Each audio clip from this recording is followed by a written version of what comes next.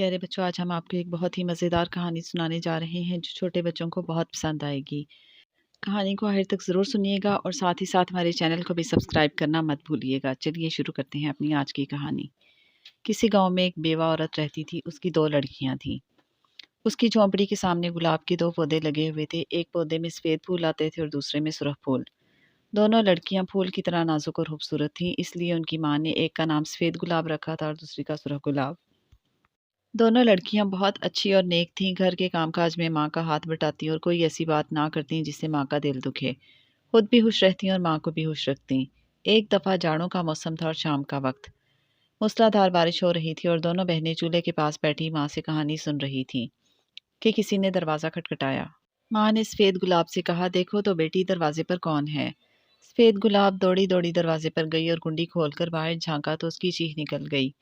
باہر ایک موٹا سا بھورا ریچھ کھڑا بارش میں بھیگ رہا تھا۔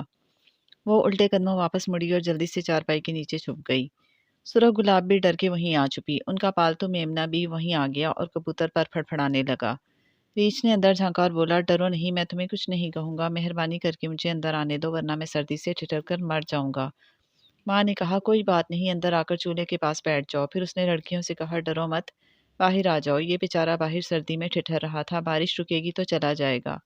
دونوں بہنیں چارپائی کے نیچے سے نکل آئیں، اب ان کا ڈر دور ہو گیا تھا۔ میمنہ بھی خاموش ہو گیا اور کبوتر بھی پروں میں چونچ دے کر چپ چاپ بیٹھ گیا۔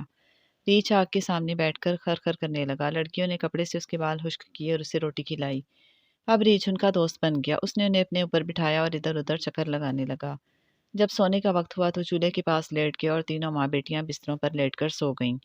صبح ہوئی تو بارش تھم چکی تھی، آسمان صاف تھا۔ ریچھ نے ان کا شکریہ ادا کیا اور جنگل کی طرف چلا گیا۔ اب وہ روز شام کو لڑکیوں کے گھر آتا اور دیر تک ان کے ساتھ کھیلتا رہتا۔ اسی طرح ہنستے کھیلتے سردیاں گزر گئیں اور بہار کا موسم آ گیا۔ ایک دن ریچھ نے لڑکیوں سے کہا، میں اب اپنے گھر جا رہا ہوں، اب اگلی سردیوں میں ہی آؤں گا۔ اس نے انہیں خدا حافظ کہا اور جنگل کی طرف چلا گیا۔ ریچھ کو گئے کافی دن ہو گئے تھے اور لڑکیاں اسے بھول گئی تھیں۔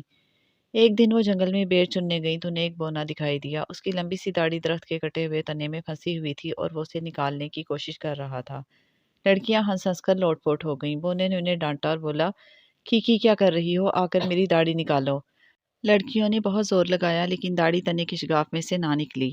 آخر سفید گلاب نے اپنی جیب میں سے کینچی نکالی اور تھوڑی سی داڑھی کاٹ دی۔ اب بجائے اس کے کہ بونا ان کا احسان مانتا، الٹا خفا ہونے لگا کہ تم نے میری خوبصورت داڑھی کا بیڑا غرق کر دیا۔ پھر اس نے اپنی بوری کندھے پر ڈالی اور ہوا ہو گیا۔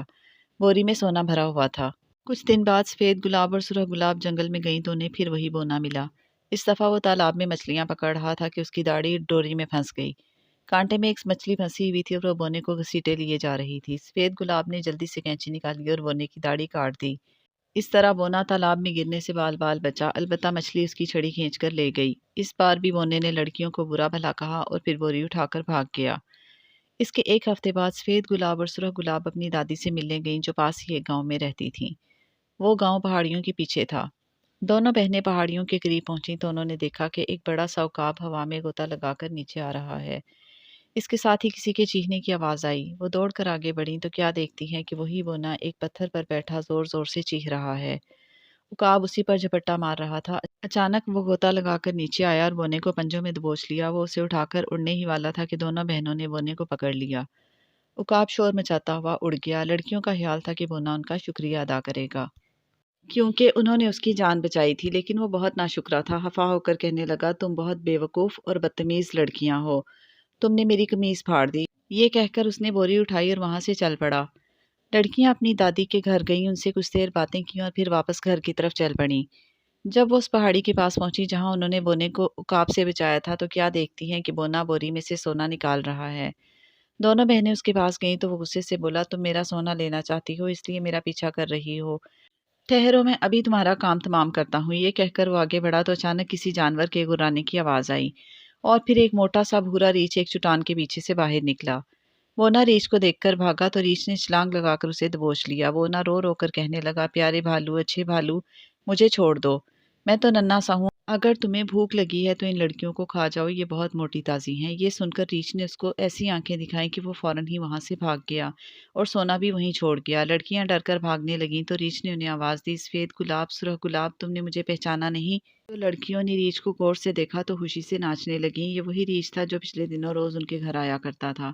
اور پھر اچانک ایک عجیب بات ہوئی، ریچھ کی کھال ایک دم نیچے گر پڑی اور اس میں سے ایک خوبصورت سا لڑکا باہر نکلا۔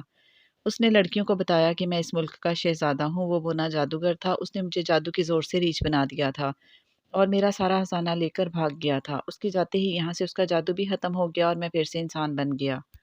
شہزادہ لڑکیوں کو لے کر اس پہاڑی پر گیا جس کے ایک غار میں وہ بونا رہتا تھا۔ سارا غار سونے اور ہیرے جواہرات سے بھرا ہوا تھا۔ انہوں نے یہ سب خزانہ بوریوں میں بھرا اور انہیں اٹھا کر گھر لے آئے۔ اور بچوں، اس کے ساتھ ہی کہانی یہیں ختم ہوئی۔ اگر آپ کو یہ پسند آئی ہو تو جلدی سے اس ویڈیو کو لائک اور شیئر کر دیں۔ اللہ حافظ۔